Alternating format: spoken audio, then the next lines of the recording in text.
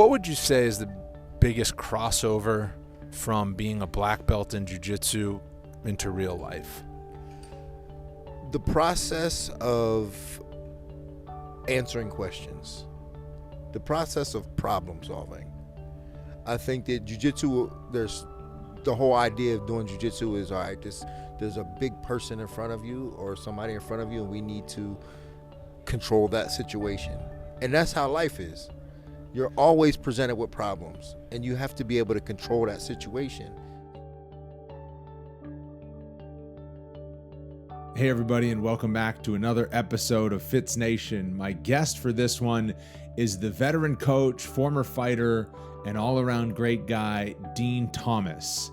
Dean, of course, can be seen on a lot of different productions through the UFC. He joins Matt Serra and Dana White on Dana White's Looking for a Fight. You can catch those episodes on YouTube. And I ask him later in the interview what he's noticed about how Dana White scouts fighters. Of course, Dean and Matt look at their fighting ability. What does Dana White look for? So you want to stick around for that. But he's got podcasts and shows on SiriusXM. He's got a podcast here on UFC Fight Pass.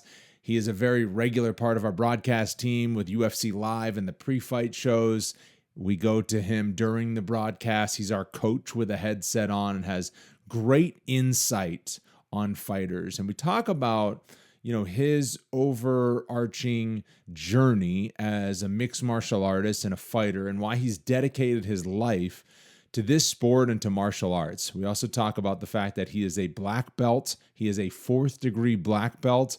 And although you'd think that when you get to a black belt level, you really have it figured out, he talks about how you don't have it figured out. It's not until you're a black belt that you realize how much you don't know. That's a healthy perspective, whether you're training on the mats or whether you're doing anything in life. And of course, I hope you guys get great insight out of these interviews beyond whatever martial art you might be training. You don't have to train martial arts to get a lot out of my great guests, like this one, Dean Thomas. Enjoy the show. We're on TV. Hi, Mom! Dean Thomas is on Fitz Nation again. What a pleasure to be here, Hey, man. thanks. I got to tell you, you're one of my favorite guys here at the UFC, and I'm going to tell you why. Stop pumping my tires No. Dean. I got to tell, but I got to tell you why, because not everybody here is always nice. Yeah. Not everybody's always nice. A lot of people sometimes, and it's not their fault. Like, it's a very stressful gig sometimes. And sometimes people around here could be kind of stressed out and always moving and bouncing around. But no matter what's going on, you are always just Fitzy, and you're always good and always a pleasure to be around. I love it. That's how I'm trying to live my life, man. Yeah. Yeah, I appreciate it. I've been told that before. People are like, I get it. You have a high-stress job. I don't view that I have a high-stress job. I view that I have a very fun job that I go get to do. Is that the difference? Is that the difference? I think that's the difference. Like, I see some of these people running around and like, and I'm like, yo, what's the? If you was on a roof right now in Miami working on a roof, that's a high stress job. Yeah. But we get to be in the AC and talk about fights. Yeah. That's easy.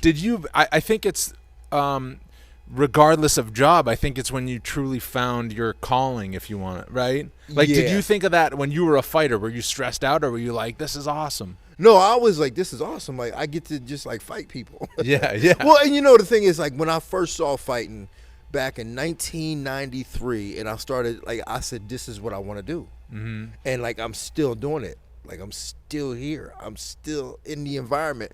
Like, I still get to come. I still get a pass to come here. Yeah. And I knew it right away.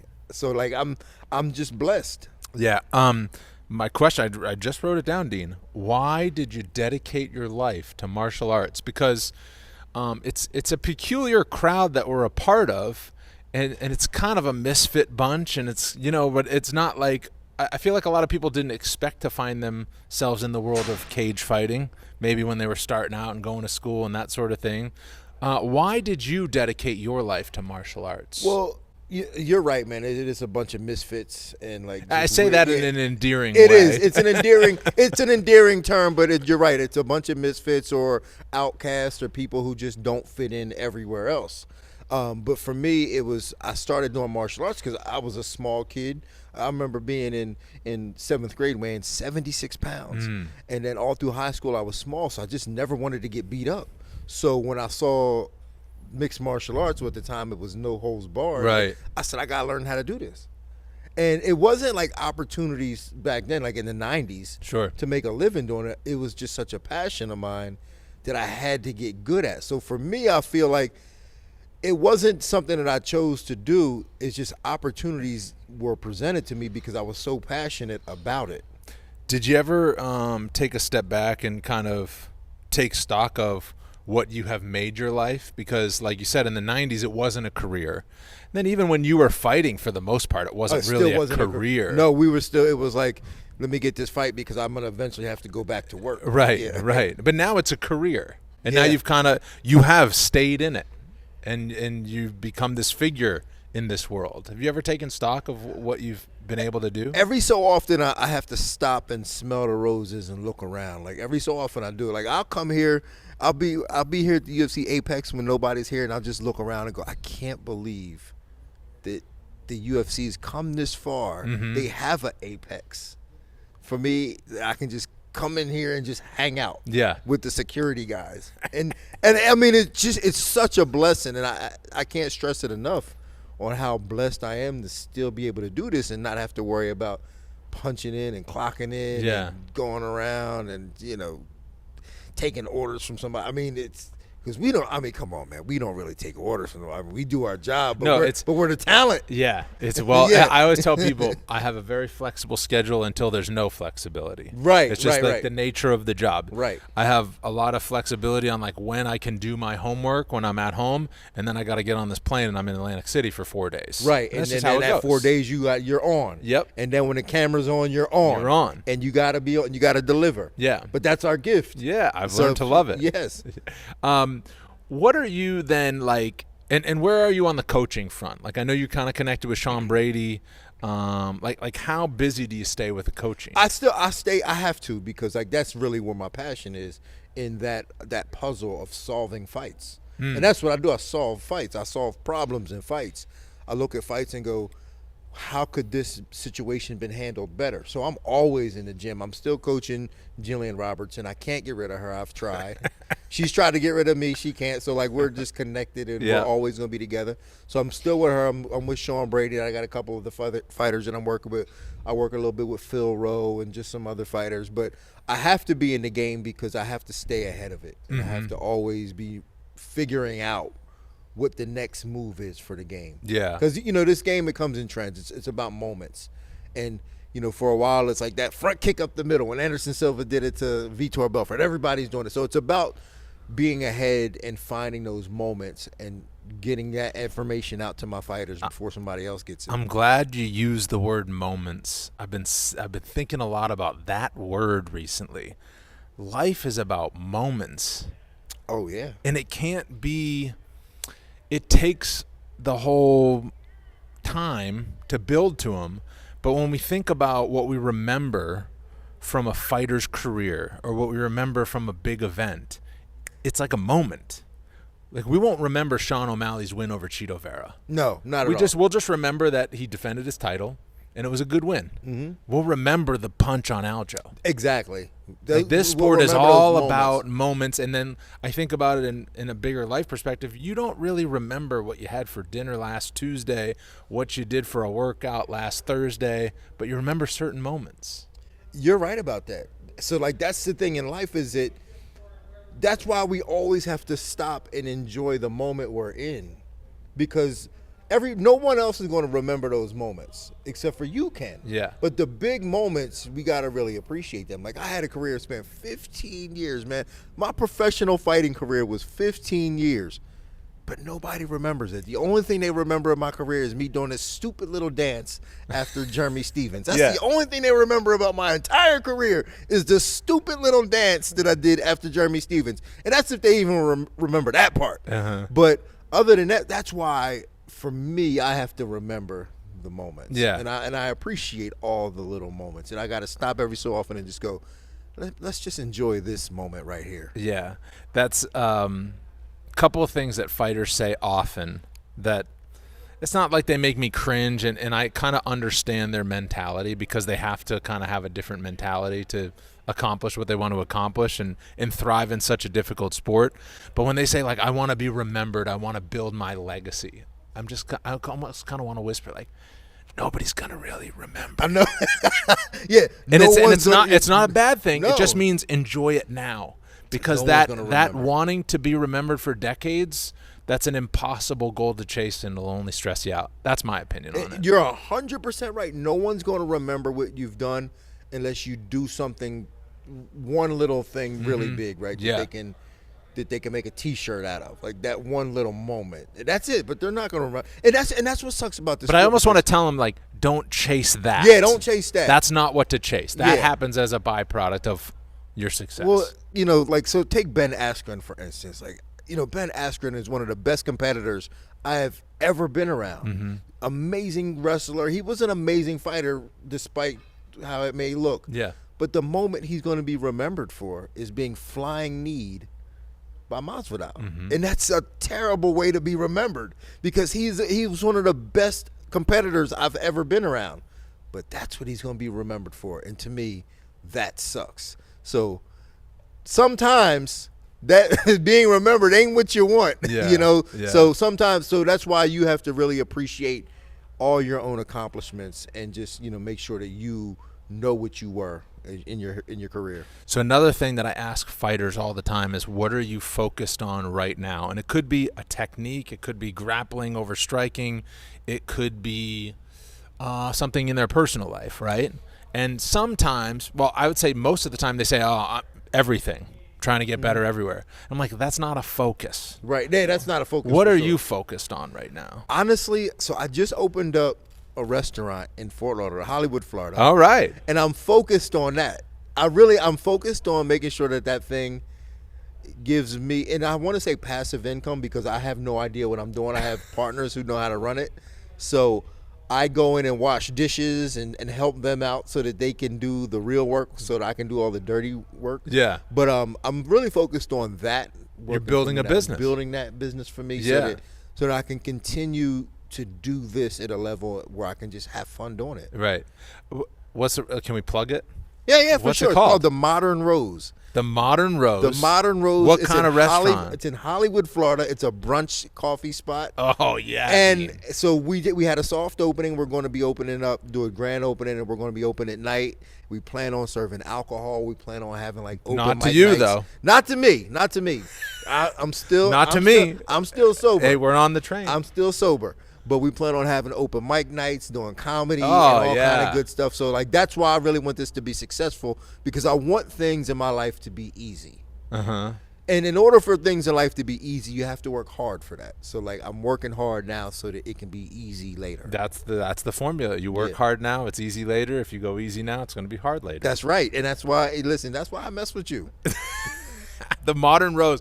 I can picture it now. Dean's going to be like the owner, the open mic guy. Everyone's going to come in and be like, oh, there's Dean. Yeah. And you don't really know how to run a restaurant, but you're going to be like the president of, exactly. you're going to be like the mayor. I'm of the face. I'm Yeah. the face. Like I go in, like right now, I'm the guy in the back washing all the dishes and cleaning up. But eventually I'm going to be the guy in the front Yeah. greeting people while everybody else does all the work. Yeah, that's awesome. I had a buddy who was like, he just wanted to work at a restaurant for one day so that he could be the guy that goes around to the tables. Everything okay here? Are you having a nice time? That'll be Dean. Well, so the very first day hanging out there and just like hanging out, a lady was like, do you live here, like inside here? So she thought I was homeless. Like you just live at the restaurant. Yeah, she thought I just lived there. I was kind of like, yeah.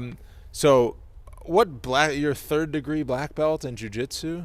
4th degree black belt now. degree black How do you start getting the different degrees? It's just time, like after a certain amount of time. And who gives you the different degrees once you're a black belt? So my instructor is Ricardo Laborio, who Yeah. just got his his coral belt actually over the weekend. I was What actually is gonna, coral belt? It's like where it's white and and red. It's a different color. It's like it's a completely different color. it's above black. Yeah, it's above black. It's when you have so many stripes that they can't even put more stripes on your black belt. Yeah. So he just got that over the weekend. I was going to travel to Brazil, but I couldn't because I'm working this show.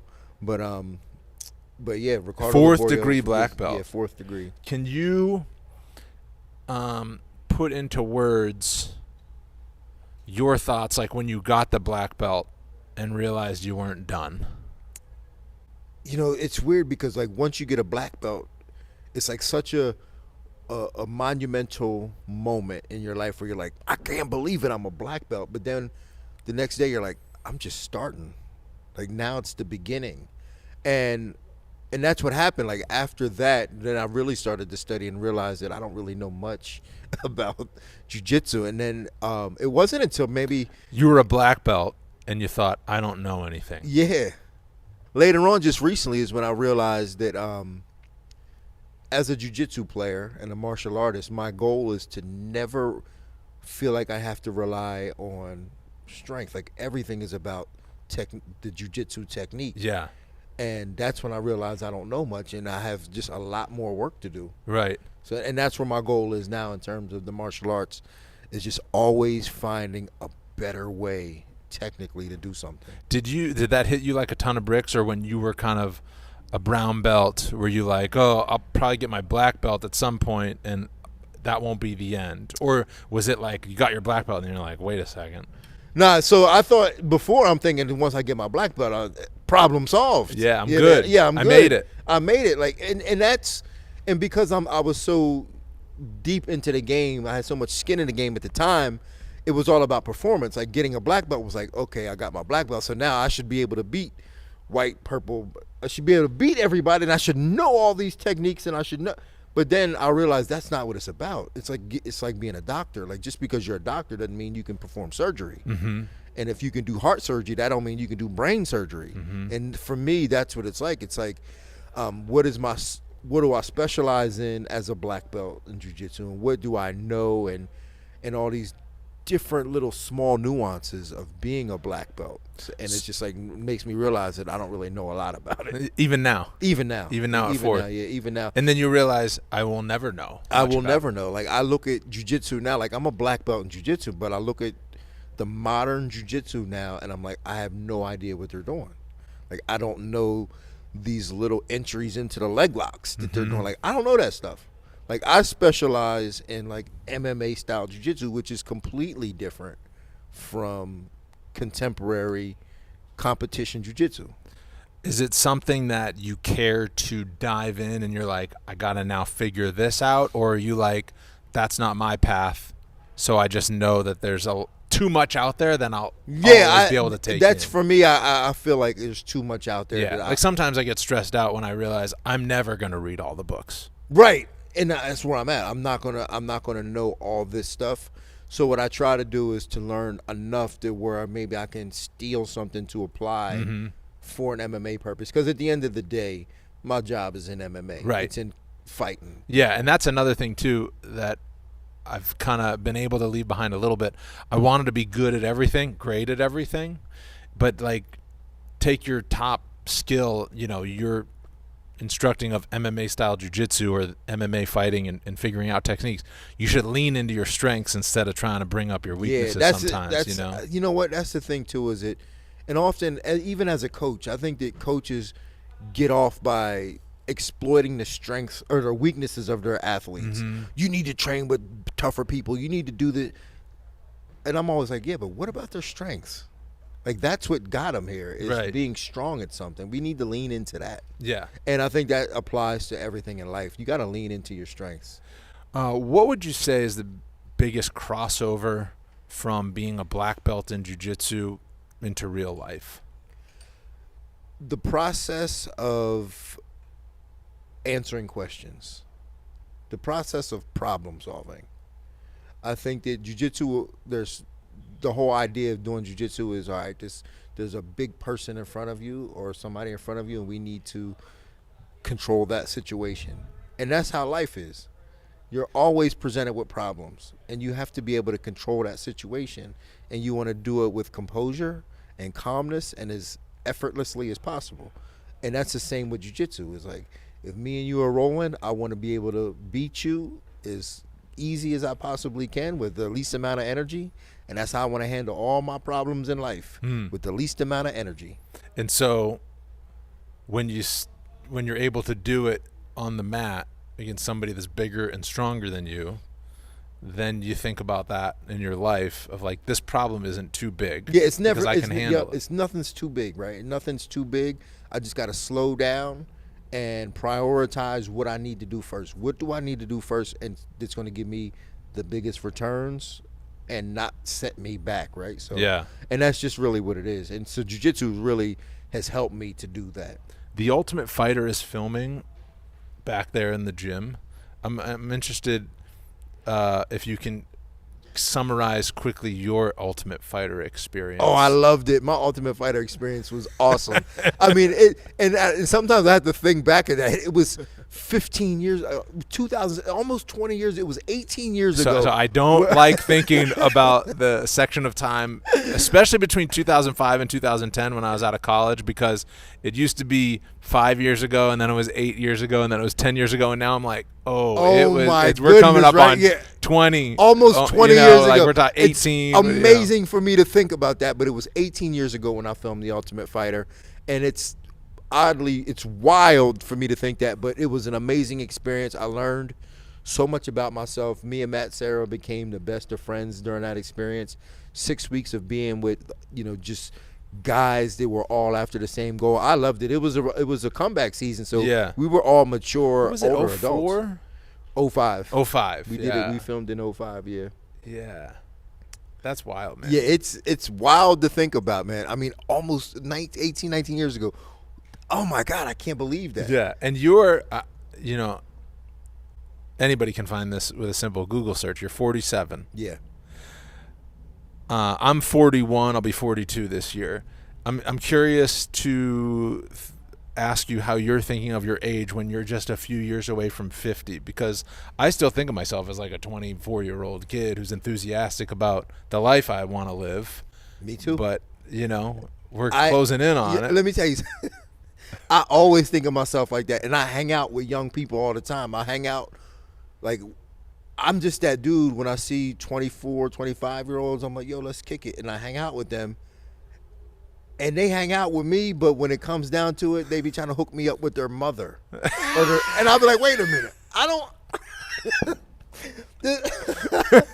You're like, that's not what I was after. Yeah, that's not where I'm I at thought we right were there. friends. I thought we were friends, and I thought that y'all saw me the way I see y'all. Right. But they don't see me the way I see them. Or the way that you imagine yourself. Or the way that I see myself. Like, they don't see me like that. Like, done that. and I think they do, I know. but they don't. Like, they like hanging out with me, but they still always see me as like the cool old man, like Pops. Yeah. They see me as Pops. And I don't think of myself as Pops. I'm thinking like, yo, we kicking it. I always gravitate at network jobs that I've had to like the PAs and the interns who are like out of college and whatever. And it's just because I still view myself as like in that space. Yes. Like I still think of myself as the hungry kid who's just, hey man, isn't this cool? We get to work in this building and do this kind of job. And then I go hold the mic with a suit on and I'm in the front of the camera. It's crazy. Yeah, I'm the same way. I hang out with PAs and like I feel like I'm the assistant. That's why I go and wash dishes because I feel like that's where I'm supposed to be. But when they see me as the old guy, and I don't realize that. Is there a way to change that, dude? I don't know if Should I want we to change it? I Yeah, don't. that's That's what the I'm saying. thing. I don't know if I want to change that. I was an intern and the guys on camera wouldn't even look at me. Like they wouldn't even, it wasn't that they were particularly being mean or like condescending. They were just focused on what they were doing and they didn't have time to say hi to everybody. Or they didn't care to. And maybe that's why I don't do it. I don't get that. You know. I don't get that type of personality. Yeah. I'm not that type of person. Like I always feel like I can kick it with who would be considered the lower people on the totem pole. But yet you have like this wealth of knowledge from all that you've done in the business, both on the media side and the coaching side and the fighting side. What would you tell these tough fighters that are behind the wall over there? Like if you had like 5 minutes with him to give him a little locker room speech. Take advantage of this opportunity. I know for right now, being in their situation, they might look at it as like, oh, I want to go home. I'm tired of this. They're tired of all the cameras. But they have a very unique opportunity right now that they have to take advantage of every second of it. Mm-hmm. I mean, because when we spoke about moments earlier, you never know when that moment for this show is going to come. So they have to be prepared for that. And just be ready for that and take advantage of this, because this is an opportunity for them to really shine. And they might not even realize it. And it might get a little dull at times because it could be so boring and filming. But every moment is an opportunity that they can take advantage of. And they have to take advantage of that. I almost want to like teach a class to the incoming Ultimate Fighter cast to be like, here's how you can create some moments, because all of the crew are looking for them. That's right. They're looking for any crumb or any piece of thread that they can pull on. And sometimes I watch the show and I'm just like, oh, there's a perfect opportunity here. Like somebody's kind of trash talking, like Volk's trash talking Ortega or whatever. One of you guys don't just stand quietly. Go step up and like slap someone or just push them or do something. Perspective is everything, and that gets and lost. I understand that, like if you don't want to be that type of fighter or be that, but find out how you can do something. Step out a little bit, you know. Perspective is everything, and oftentimes I get these fighters and not from the tough perspective, but from I was going to ask you too, like in general, a young fighter. Yeah, in general, young fighters, it's like from one perspective, like, oh man, I don't feel like doing all these interviews, blah blah blah blah blah. But then that same fighter a few weeks later will be like, how come they push Conor? We know what that is. That's doing the interviews. That's doing all the stuff that you just complained about. Perspective is everything. If you want to be famous and you want to be that guy on the front, you got to be that guy on the front. You got to be able to get a microphone. You got to be able to talk. You got to be able to sell. You got to be able to do all these different things. And that's the push. The push that you talking about that Conor gets, or the push that you think that Sean O'Malley gets, that is the push. You got to be able to do that stuff. If you can't do it, they're not just pushing. They don't want to push your training. No one cares that you train hard. Yeah. So, like, that's the thing, is that if you want to sell yourself, selling yourself is its own unique skill set that you have to learn how to do. It's tough to do. Yeah, it's tough to do, and a lot of fighters can't do it. It's tough to cultivate because you have to. A lot of fighters feel like they have to become something that they're not, and that's not what it takes. That it can work to become something you're not, and then you just got to live that lifestyle. But it's difficult to be genuine and rise. I always point to Dustin Poirier as the easiest example of a guy that maybe it took him a longer time, but he's become this big star, and he's kind of just, as far as I know, been who he is. No doubt. He's never changed, and he's still kind of quiet. Right. But he's... And part of what's given him a big name is like starting a charity, and for sure, giving back to his community. Sure. So it can be wholesome things too. Well, in acting, we say it's making personal moments public, and that's the one thing that these fighters don't understand. It's not about being somebody or not. It's just making your personal moments public.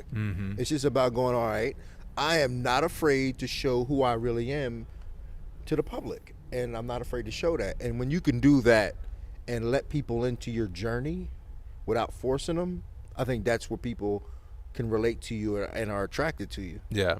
Earlier, you talked about in jiu-jitsu or just in coaching martial arts, it doesn't matter about the size of the opponent, the strength. It's always about the technique. You're trying to stay ahead on the technique. I'm curious how you scout fighters, because you've seen things in fighters that I haven't necessarily seen. There's been prospects kind of on the way up, and I don't really know how to gauge how good they are, and I feel like you do that very well. One example is Jack Della Maddalena. It wasn't like I never thought that he could rise, but I couldn't tell how good he was. And obviously it turns out he's very good, right? But I couldn't tell how good he was because maybe he wasn't the biggest, strongest specimen-looking guy. And it's easy for somebody like me who doesn't know the ins and outs to be like, look at that dude. That dude is huge. Like, that dude is a wrecker. And then it turns out, like, maybe they are, maybe they're not. Right. Like, how do you scout fighters, and what can a fan look for that's next level to be like, this guy is really good? I think the most important thing for fighters that's going to be, that you can tell if they're going to be good or not, is in decision making and the consistency of making good decisions, or the consistency of just being able to recognize when a bad decision is about to happen and avoiding it. Mm-hmm. And that's, to me, that's the biggest thing the biggest indicator of if a fighter is going to be good or not. Because there's a lot of good fighters. There's a lot of fighters that are really talented and good, but they just make bad decisions all the time in fights, and then they end up doing something stupid and then losing. Mm-hmm. And then okay, this guy's not going to make Changes it. the trajectory of their career. Changes A and key win or loss on a key decision. on a decision. I mean, if you look at a So fighter, it's not like Jack Della's boxing. No, You're like, it's just you're like he knows how to fight. he makes good decisions in fights, and he comes out on top by making good decisions. Because even the fight against Gilbert Burns, he probably should have lost that fight, and Gilbert made a bad decision and wasn't able to hold on to it, Yeah. and Jack made a good decision by throwing a knee and then being able to follow up and capitalizing off of that. So, and when you look at Jack's career, he's undefeated by making good decisions when he needed to, Yeah. and avoiding making bad decisions. Who are the best UFC decision makers? Sometimes it comes down, it's a little more complicated than that, because you can only make decisions based on what your skill set is. Mm-hmm. And when I think about making good decisions based on what their skill set is, I look at, I mean, obviously Islam, but he's got a fantastic skill set that makes it easy for him to make good decisions. Even this weekend, Rose Namajunas, she typically makes really good decisions in fights, which is why she's had success. And the time she hasn't had success has been bad decision making. Mm-hmm. Holding on to a Kimura got her slammed, and just not pulling the trigger was a decision. But she typically makes good decisions. But in terms of making good decisions, Ilia Topuria just makes fantastic decisions. Rarely makes a mistake. Again, Islam. Volk tends to, I mean, obviously his recent lack of success has been bad decision making, but Yeah, he's known as an all-time fight IQ guy. yeah, typically he makes good decisions. Yeah. But, so I'm to me, curious. those are the best. You can catch Dean in a bunch of different places. Let's plug all the places. Sirius XM. Hold on, Sirius XM. Yeah.